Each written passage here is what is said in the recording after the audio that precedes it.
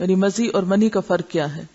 مزی اس چپکتے ہوئے لیسدار پانی کو کہتے ہیں جو شہوت کے وقت ذکر کے سرے پر نمودار ہوتا ہے، یعنی کہ جو اچھل کر نہیں نکلتا بلکہ ویسے ہی ویٹنس ہوتی ہے.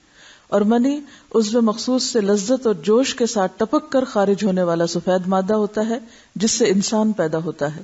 اس کے خروج سے آدمی پر غسل فرض ہو جاتا ہے.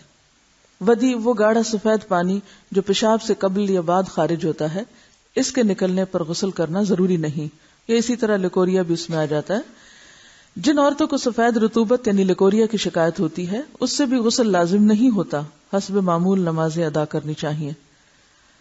لکوریا کا جو سیکریشن ہے اگر وہ کپڑے پر لگ جائے تو اسی طرح چلو بھر پانی سے اس کو صاف کر لینا چاہیے.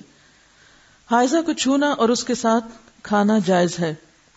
حضرت انس رضی اللہ عنہ روایت کرتے ہیں کہ جب عورت حیض سے ہوتی تو یہودی اس کے ساتھ کھاتے پیتے نہیں تھے، تو رسول اللہ صلی اللہ علیہ وسلم نے فرمایا حائضہ سے ہر کام کرو سوائے جماع کے، یعنی حائضہ سے کھانا پینا، اٹھنا بیٹھنا، ملنا جلنا، اسے چھونا، بوس و کنار وغیرہ سب جائز ہے سوائے مجامت کے.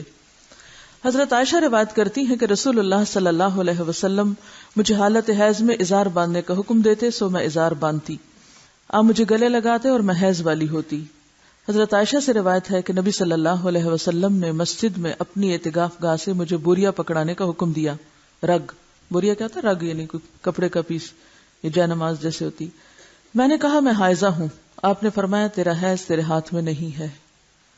اور اس حدیث سے لاعلمی کی بنا پر آج تک لوگ تسبیح کو ہاتھ نہیں لگانا، جے نماز کو ہاتھ نہیں لگانا، جے نماز پہ بیٹھنا نہیں، اور اگر حالت حیض میں کوئی کپڑے پہنے تو دوبارہ نہیں پہن کے نماز ان میں پڑھنی، یا یہ کہ بستر کی چادریں وغیرہ دھونا ہے، یا اور بہت سے تردد کیے جاتے ہیں. تو یہ سب خود ساختہ باتیں ہیں، ان کی کچھ حقیقت نہیں. حضرت عائشہ سے روایت ہے کہ نبی صلی اللہ علیہ وسلم میری گود کو تکیہ بنا کر قرآن حکیم کی تلاوت کرتے تھے حالانکہ میں حائضہ ہوتی. اب یہاں بھی آپ دیکھیے بہت سی خواتین پوچھتی ہیں کہ کیا ہم اس حالت میں قرآن کی مجلس میں شریک ہو سکتے ہیں یا نہیں، وہاں بیٹھ سکتے ہیں یا نہیں.